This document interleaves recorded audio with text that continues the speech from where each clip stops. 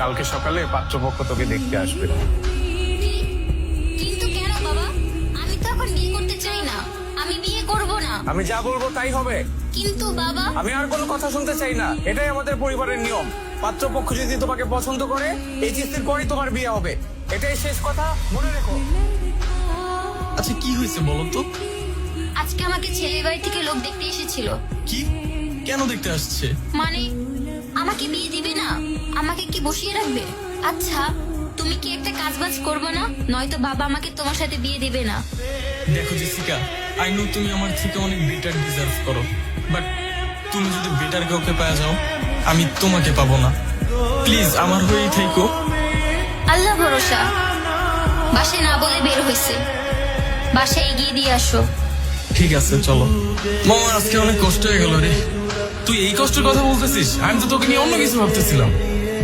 তুই আবার কি ভাবতেছিস? মামা চাই না যে তুই কখনো কষ্ট পাস, তোর হাসি খুশি দেখতেই ভালো লাগে। আমি আবার কষ্ট পাবো কেন?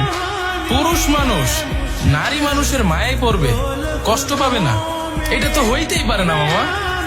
বাই এনি চান্স তুই কি জেসিকার কথা বলতেছিস? না না মামা, কার কথা বলতেছিস তুই বুঝে না, এত কিছু এক্সপ্লেন করতে পারবো না। না রে মামা, জেসিকা আমারে কখনো কষ্ট দেব না। কষ্ট না দিলে তো ভালোই, চল এখন উঠি। চল, ঠিক হয়ে গেছে মনে হয়। হ্যালো, হ্যালো, কোথায় তুমি? এই তো আমি বন্ধুদের সাথে গেম খেলতেছি। কেন, কি হয়েছে? বাসায় একটু সমস্যা হয়েছে। কি হয়েছে? তুমি একটু কালকে আমার সাথে দেখা করতে পারবা? পারবো, কোথায় আসতে হবে বলো? কলেজের সামনে। আচ্ছা ঠিক আছে মামা, তোরা থাক একটু, আমি আসতেছি। এই মামা কই যাস তুই? কি একটা অবস্থা দেখছিস, একটা মেয়ের জন্য একটা ছেলে এতটা পরিবর্তন হতে পারে?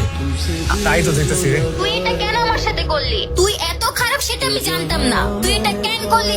তুই একটা মানুষ না, তুই একটা জানোয়ার। ওয়াও কি সুন্দর। তোমার ফোন দিয়ে কয়টা ছবি তুলে দাও। এই ছবিটা তোমার কাছে কেন? তার মানে তুমি সবকিছু করছো তাই না? না মানে আমার ভুল হয়েছে ছি। জেসিকা, আমি তোমাকে সত্যি অনেক ভালোবাসি। তোমাকে পাওয়ার জন্য আমি এরকম করছি। প্লিজ জেসিকা, একটু বোঝার চেষ্টা করো। চুপ থাকো তুমি। তোমার জন্য আমি লিখনকে। তুমি আমাকে ভুল বুঝতেছো, আমি এই কাজগুলো করিনি। আবার তুমি মিথ্যা কথা বলতেছো? তোর দেখলে তো বোঝা যায় তুই এই কাজটা করছো। আর জেসিকা, তোর উচিত তোর জুতোটা খুলে আর একটা মার।